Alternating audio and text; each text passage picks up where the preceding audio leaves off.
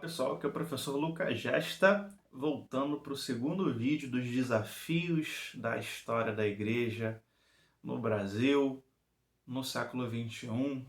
O último vídeo aí a gente conversou um pouquinho sobre a história da igreja, história eclesiástica e sobre essa história eclesiástica meio que predominar aqui no Brasil e o ambiente acadêmico, de certa forma, ter sido hostil durante muitas décadas ao cristianismo e à história do cristianismo e como ele influencia as coisas.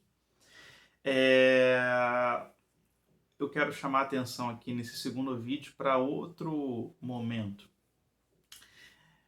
Geralmente se faz uma diferenciação entre história da igreja e história do pensamento cristão, muito interessante. Muitas pessoas me perguntam, professor, qual livro eu devo começar? Os livros que têm o nome de história da igreja, os livros que têm o nome de história da teologia ou história do pensamento cristão. Eu sempre falo que esses livros eles costumam isolar. Quando vem história da igreja, ou né, o cristianismo através dos séculos, essas coisas assim, se dedica mais a datas, fatos, personagens, eventos. E quando se fala de história da teologia, história do pensamento cristão, se dedica mais às ideias, às doutrinas, à evolução delas. Alguns autores conseguem fazer uma convergência entre as duas, porém, realmente, fazer uma convergência entre as duas num manual, ou seja, numa série ou num livro apenas, é quase impossível pelas questões editoriais e o trabalho que daria. Então, geralmente, os livros de história da igreja falam alguma coisa de doutrina, de pensamento cristão, mas falam mais dos fatos, dos acontecimentos. O concílio, o nome do personagem, o que aconteceu lá em 481, o que aconteceu em 1517, enfim. E os livros de história da teologia ou de história do pensamento cristão lidam mais com as questões de dogmática, de doutrina, de pensamento, como é que se explica a predestinação, por exemplo, ou como é que se explica a doutrina da Trindade numa visão siríaca, ou a doutrina das duas naturezas de Cristo unidas numa só entre os cristãos miafisitas, então coisas assim mais específicas. A grande questão, que eu acho que é um desafio da história da igreja, é um desafio violento, é que quando a gente pega esses manuais de história do pensamento, de história da doutrina, entre eles há alguns excelentes, como esse aqui do... cadê? Daqui? Do Pelican, que para mim é o mais completo e o melhor em português. Para quem quer começar também, você tem o Russo Gonzalez, Uma História do Pensamento Cristão, em 3 volumes. Mas qual o grande desafio? Tem também o da Loyola, muito bom. Que geralmente esses manuais eles tratam o pensamento desprovido de pessoas, como se as ideias flutuassem, fossem fantasminhas flutuando pelo mundo, e as ideias elas não fossem produzidas por indivíduos históricos, de carne, osso, sangue, e de indivíduos que trabalham, que vivem, que estão inseridos numa cultura, numa sociedade. Eu quero apenas fazer uma ressalva. Dentre os autores que eu tenho lido, Rusto Gonzalez é aquele que mais se dedica a adequar ou a entender as ideias dentro de uma região geográfica. Porém, o Rusto Gonzalez, ele não se aprofundou tanto, mas ele realmente, naquele livrinho Retorno à História do Pensamento Cristão, ele tem umas teses ali excelentes, que eu mesmo tomei para mim essa interpretação, essa teoria da história que ele desenvolve ali. Então, ele é um caso à parte, ele consegue fazer, mas ele não faz com tanta... não se dedicou tanto a isso. Até porque ele faz sempre manuais de história da igreja, de história da teologia, e quando não são manuais, são trabalhos mais teológicos, como vocês podem ter visto aí nas publicações dele já traduzidas em português. Mas qual é essa questão? É entender, gente, que a doutrina não nasce do nada, a doutrina não vem do céu, a doutrina não aparece. A doutrina ela se constrói com o que o indivíduo é, com a língua que ele fala, com a cultura em que ele está absorvido. É entender esquematicamente que a doutrina, o pensamento cristão, e isso eu tenho debruçado bastante, ele está ligado a um grupo étnico, que está ligado a uma região, que está ligado a uma cultura. Então, quando se fala assim de heresia, de ortodoxia, vamos citar aí, por exemplo, o arianismo. Vamos entender o que Ario falou e o erro, o problema disso. E é uma coisa muito pobre, porque se você reparar, o arianismo, ou seja, essa ideia, essa negação da trindade mais capadócia, ela não vem de Ario. Né?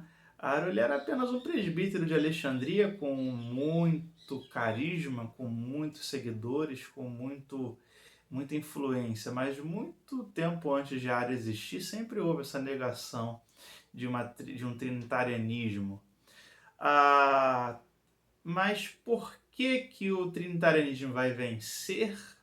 O arianismo vai perder? Se o arianismo basicamente era quase que a maioria dos cristãos em determinadas regiões. Por que por que o arianismo ele se desenvolve de uma forma no Oriente, ele se desenvolve de outra forma no Ocidente? Por que, por exemplo, que os godos e os vândalos vão absorver o arianismo? Olha só. Só por causa que foi Úfila que começou lá a tradução, os alfabetos, a produção do gótico? Não.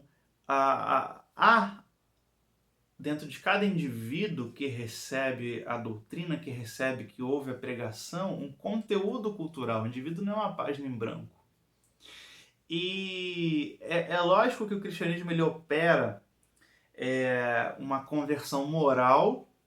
Então, no momento da conversão, os cristãos, basicamente, em geral, eles têm um efeito psicológico muito idêntico, que é a conversão moral, que é parar de matar, parar de destruir a vida à sua volta, parar de melhorar a sua fala, o seu contato com o outro, se voltar a questões familiares, a questões mais de pureza, de bondade, de fazer o bem. Você tem essa conversão moral.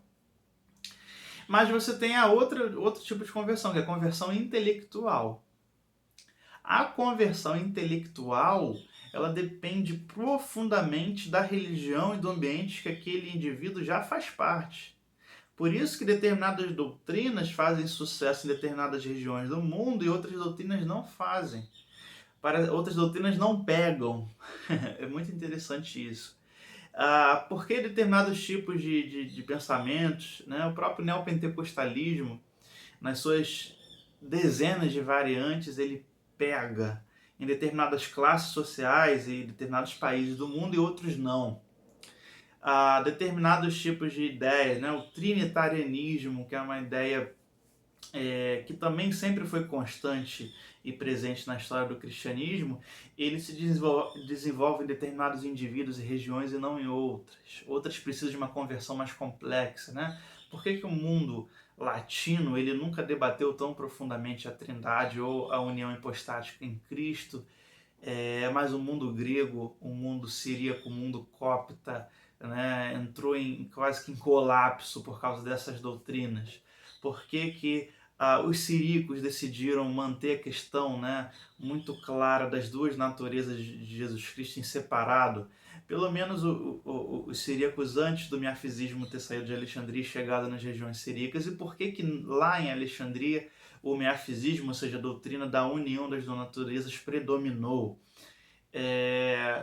Geralmente vai se falar de grandes heróis, de Cirilo, de Nestório, de Teodoro de Mopsuestia, de Clemente, de Orígenes e tal, mas pouco vai se falar, é isso que tem me chamado a atenção, essa beleza da religião que vem antes, dos processos intelectuais que já predominam em determinada região. e principalmente das questões étnicas. Quando eu comecei a estudar os cristianismos orientais, a questão étnica é muito importante. Ela sobressai, ela extrapola para a questão doutrinária. Geralmente você fala, os cristãos da igreja assíria do Oriente são nestorianos, entre aspas, são diofisitas. Mas eles conservam, isso aí é como se fosse um pedacinho que não os define, que na verdade muitos nem são. Mas tem questões étnicas que definem eles e os diferem de todos os outros. E quando outros cristãos tiverem contato com esse grupo, que é o grupo que eu trabalho no doutorado, eles vão fazer ressignificações muito interessantes. Como, por exemplo, eu trabalho essa missão calvinista no século XIX entre cristãos persas, apelidados de nestorianos. E que o missionário calvinista Justin Perkins, ele chega lá e fala, mas eles não são nestorianos. Ou melhor, eles não são diofisitas. E Nestor não era nenhum herege. Então você vê um protestante calvinista do século XIX chegar a encontrar cristãos orientais, assírios, na Pérsia, e falar que defender Nestório, que é como se fosse um heresiarca do cristianismo. E falar, não, na verdade eles são os protestantes do Oriente, que não se corromperam com o papismo. Olha só as ideias. Então por que ele teve essa percepção? Percepção muito também semelhante, mas um pouco diferente, que os anglicanos vão ter quando fizerem também missões com essa igreja, e percepções diferentes quando os jesuítas anteriormente tentaram ter um contato com essa igreja e não conseguiram tanto sucesso, franciscanos, enfim. Será que essas percepções estão ligadas mais a uma questão doutrinária, lá do século V, lá do concílio, ou dos concílios do século IV de Éfeso, ou de Calcedônia? Ou será que o que define esses cristãos, para além disso tudo, é uma questão mais étnica, né, de grupos étnicos que se converteram lá no século I, século II, século III e desenvolveram um próprio ethos, uma própria cultura cristã só deles? Como a gente vai ver, por exemplo, que eu acho espetacular, os cristãos na Índia, chamados cristãos de São Tomé. Porque a questão doutrinária, né, é muito interessante, porque você tem cristãos de São Tomé que seguem o rito tomazino, calvinistas, você tem pentecostais, você tem ortodoxos bizantinos, você tem católicos, você tem os assírios, uma pluralidade assim, de pensamento, de doutrina, mas quando você vai ver os cultos, a estética, a forma das igrejas, a liturgia, são idênticos. Mas você fala, mas por que tem um católico ortodoxo, o protestante luterano, o protestante calvinista e o pentecostal lá? E todos se veem como cristãos de São Tomé na Índia. Então, as ideias que no Ocidente são muito importantes, as ideias assim, macro, as ideias mais abstratas, né? Predestinação, a soteriologia, né? Não a questão de alguém ser salvo, mas se debater a soteriologia de forma tão profunda que ela foi debatida a partir da Reforma, e antes um pouquinho questão na escolástica, somente na via moderna, né, lá não ser tão importante. Então o cara pode dizer, não, sou um cristão de São Tomé, que fala em línguas. Ou sou um cristão de São Tomé, que estou ligado à igreja católica, mas eu sou cristão de São Tomé antes de tudo isso. Que seria diferente, talvez, aqui no Brasil, que pareça. Então o grande desafio, ou o segundo grande desafio, é compreender como é que as doutrinas se desenvolvem, migram, se readaptam, se ressignificam pelas questões culturais. Porque as doutrinas não são espíritos que ficam passeando. Na verdade, as ideias são transmitidas entre cérebros, entre carne, sangue e vida social, entre escravos na antiguidade, entre ricos, entre senadores, entre reis, entre pobres, entre comerciantes, entre pessoas de etnias, sírios, coptas, árabes, capadócios, frígios, que estão reinterpretando e que se ligam a determinados pontos doutrinários e práticas culturais por causa já de uma identificação talvez do subconsciente. Então, trabalhar essa história da teologia e da doutrina ligado às pessoas que estão produzindo, e não só aos indivíduos, que às vezes se liga às pessoas, mas à cultura, ao povo daquele indivíduo, ao paradigma intelectual daquele indivíduo, é o que vai enriquecer, é o que vai fazer diferença. Ah, Lucas, você está falando uma coisa inédita. Não, ao redor do mundo as pessoas fazem isso. O problema é o Brasil, né? A pobreza de pesquisas que tem aqui. Como eu falei, os historiadores brasileiros da igreja são colecionadores de fatos. E quando eles fazem críticas, são geralmente críticas mais pontuais que têm a ver com a denominação da qual eles pertencem. E muitos são até capazes e excelentes. Eu não estou criticando, dizendo que os historiadores brasileiros que trabalham o cristianismo são ruins, não, são bons, mas são limitados a esse ambiente brasileiro, acadêmico, hostil ao cristianismo, e também de eles serem patrocinados sempre pelas suas denominações, serem pastores das suas denominações, professores de universidades denominacionais, e que precisam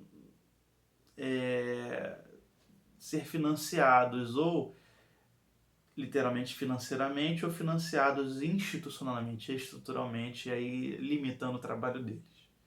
Então esse é o segundo desafio que eu queria deixar aqui. Sou o professor Lucas Gesta, filigrana de História da Igreja. Esse vídeo está enorme e obrigado se você conseguiu chegar até aqui. Quero lembrar sempre que acessa meu site lucasgesta.com.br, Facebook e Instagram Professor Lucas Gesta. Meu curso o Clube de História da Igreja, que você pode assinar, R$ 25,00 mensais. Vai começar aí agora, vai voltar agora em fevereiro com os pais da igreja, os pais apostólicos. Então vai ser um curso muito bom aqui via WhatsApp sobre os pais apostólicos, vida, obra, teologia, contexto, R$ 25,00 mensais em textos, áudios, podcasts, artigos, livros. Vai ser muito bom ter você conosco. Então, professor Lucas Gesta, aqui foram algumas filigranas de História da Igreja para vocês. Um abração, tchau!